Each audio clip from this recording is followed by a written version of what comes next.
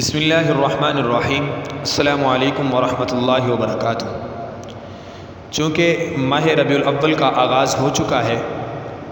اللہ کے نبی صلی اللہ علیہ وسلم کی پیدائش کے مہینہ ہے، اس مناسبت سے کچھ باتیں آپ سے کرنا ضروری سمجھتے ہیں۔ ایک تو یہ ہے کہ اللہ کے نبی صلی اللہ علیہ وسلم کی سیرت طیبہ وہ تو ہمیں ہر حال میں ہر روز جتنی اللہ توفیق دے کرنی چاہیے، لیکن پیدائش کے مہینے کے وجہ سے اللہ کے نبی صلی اللہ علیہ وسلم کی سیرت کے بارے میں بیان کرنا سعادت سمجھتا ہوں۔ ایک بات تو یہ یاد رکھیں کہ جتنا ہو سکے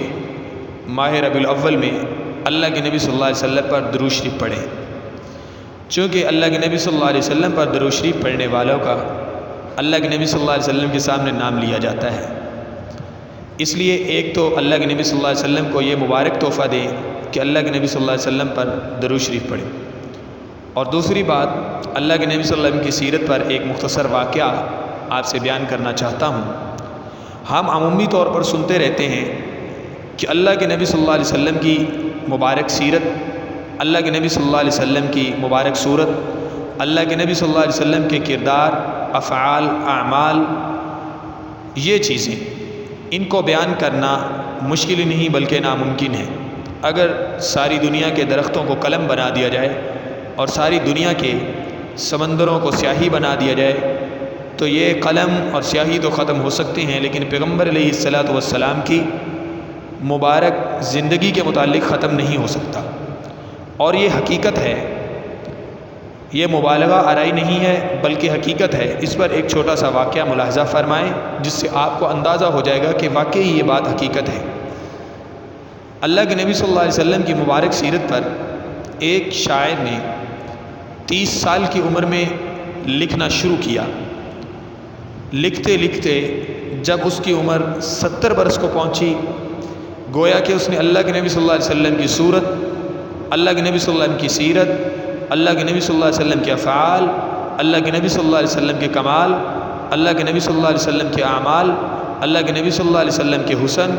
اللہ کے نبی صلی اللہ علیہ وسلم کی شریعت، اللہ کے نبی صلی اللہ علیہ وسلم کے بارے میں 40 سال لکھا۔ 30 سال سے وہ شروع ہوا، 70 برس کو جب وہ پہنچا تو اس نے اس وقت لکھنا بند کیا، اور اس نے آخر میں کچھ اشعار لکھے، اپنا سارا دیوان، اپنے ساری چیزیں جو اس نے اللہ کے نبی صلی اللہ علیہ وسلم کی شان کے بارے میں مختلف قطعات،